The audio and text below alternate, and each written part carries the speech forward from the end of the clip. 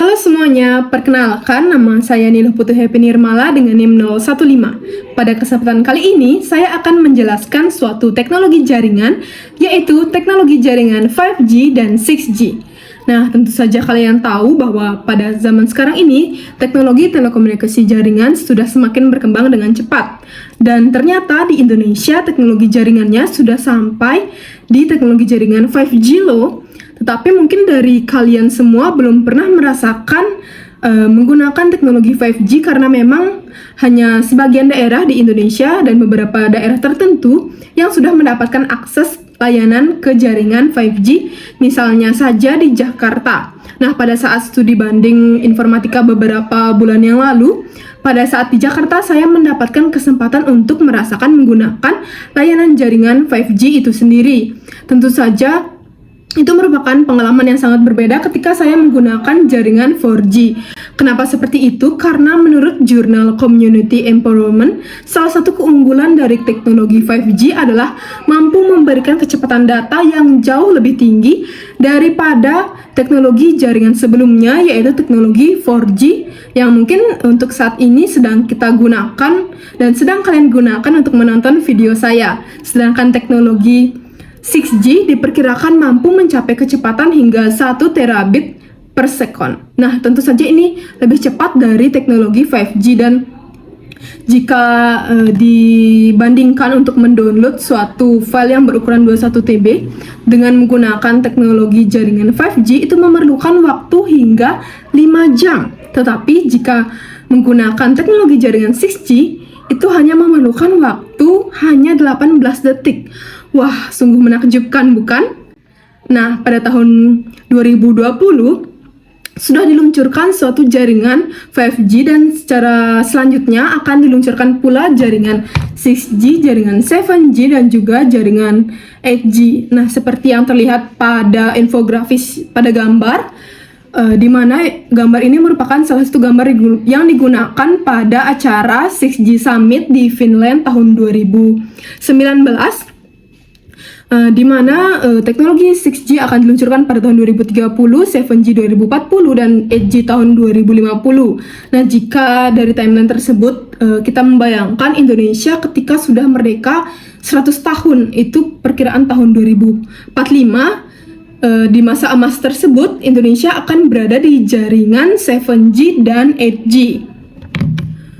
Nah, tentu saja pembahasan mengenai teknologi jaringan 5G dan 6G ini akan menjadi sangat menarik karena teknologi ini memberikan dampak banyak kepada beberapa sektor di Indonesia, misalnya politik, ekonomi, sosial, budaya, bahkan di pendidikan dan juga kesehatan. Seperti kita sebelumnya kan kita menggunakan teknologi jaringan 3G. Nah, kemudian kita beralih sekarang ke teknologi jaringan 4G. Dari perubahan tersebut saja kita sudah dapat merasakan impact dan juga dampak yang sangat kerasa bagi kita ketika kita menggunakan misalnya untuk menonton video atau mendownload file dan juga melakukan aktivitas-aktivitas dalam kegiatan pendidikan secara online. Itu saja sudah memberikan dampak yang sangat signifikan ketika kita berpindah dari 3G ke 4G.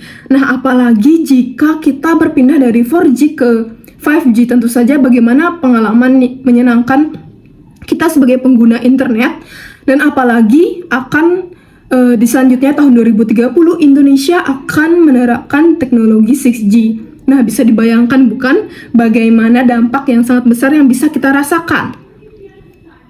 Selain kepada kita secara khususnya, secara umum, dampak 6G juga memberikan dampak kepada SDGs. Nah, pada jurnal internasional yang berjudul Initial Progress in Implementing the Sustainable Development Goals, A Review of Evidence from Countries, disebutkan bahwa pada Majelis Umum PBB tahun 2015 disampaikan bahwa tujuan dari Sustainable Development Goals ini yaitu memberikan perencanaan dan juga program pembangunan berkelanjutan secara nasional, secara regional maupun secara global selama 15 tahun dari tahun 2015 hingga tahun 2030. Nah, dari suatu jurnal yang berjudul 6G and the UN SDGs, Where is the Connection? Kita bisa lihat pada gambar yaitu ada beberapa visi dari teknologi jaringan 6G itu sendiri. Misalnya saja yaitu yang pertama, ultra long battery lifetime, user experience and empowerment, dan holographic communication. Nah, adapun pembahasan pertama antara SDGs PBB dan juga 6G ini tercipta pada suatu white paper pertama di dunia yang menyimpulkan bahwa pengembangan dan penciptaan 6G itu sendiri harus selaras dengan SDGs oleh PBB. Nah, ini merupakan white paper yang dibuat oleh Latva Aho dari University of Oulu, Finland. Kemudian, upaya lebih lanjut mengenai hubungan antara 6G dan juga SDGs PBB dilakukan di mana terdapat 40 ahli secara global yang mengembangkan serta menghubungkan visi untuk 6G itu sendiri. Nah, dalam penelitian oleh Martin Mikoglu dari University of Oulu dijelaskan bahwa terdapat 3 peran dari 6G itu sendiri. Yang pertama sebagai penyedia layanan untuk membantu mencapai SDGs oleh PBB. Kemudian yang kedua sebagai pemberdayaan alat ukur, pengumpulan data, membantu pelaporan indikator. Serta yang ketiga yaitu sebagai penguatan ekosistem baru yang akan dikembangkan sejalan dengan SDGs PBB. Nah, selain dari dampak dari 6G itu sendiri, adapun dampak dari 5G, jaringan 5G kepada SDGs untuk negara-negara yang memang sudah melaksanakan dan menerapkan teknologi jaringan 5G itu sendiri, yaitu misalnya yang pertama pada sektor sosial, yaitu teknologi ini mampu meningkatkan aksesibilitas layanan kesehatan jarak jauh dan juga pendidikan secara online. Kemudian yang kedua, di bidang ekonomi, di mana teknologi ini mampu membuka peluang bisnis baru dan menciptakan akses ke pasar global yang lebih dekat.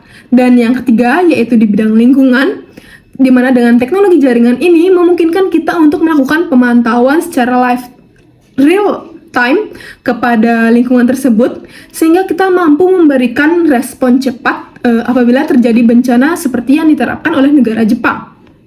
Nah, selanjutnya yaitu bagaimana sih implementasi dari teknologi jaringan 5G dan 6G itu sendiri.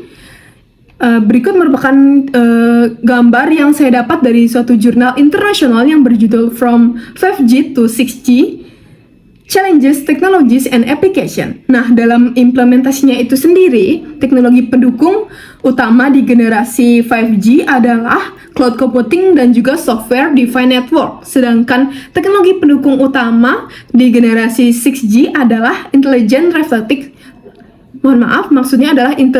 reflective surfaces dan deep learning. Nah, dari pemaparan saya tadi, saya memperkirakan bagaimana sih perkembangan 5G dan juga 6G serta dampaknya di masa depan. Nah, yang pertama yaitu perkiraan 5G di masa depan, yaitu menurut saya akan memberikan suatu dampak terhadap perkembangan vehicle teknologi, di mana mobil-mobil akan secara mudah bertukar data atau istilahnya bisa kita sebut ngobrol antar mobil, sehingga mobil dapat berjalan sendiri karena mereka dapat bertukar data dan juga memahami infrastruktur jalan yang ada, sehingga kita sebagai manusia dapat pengalaman perjalanan yang lebih baik.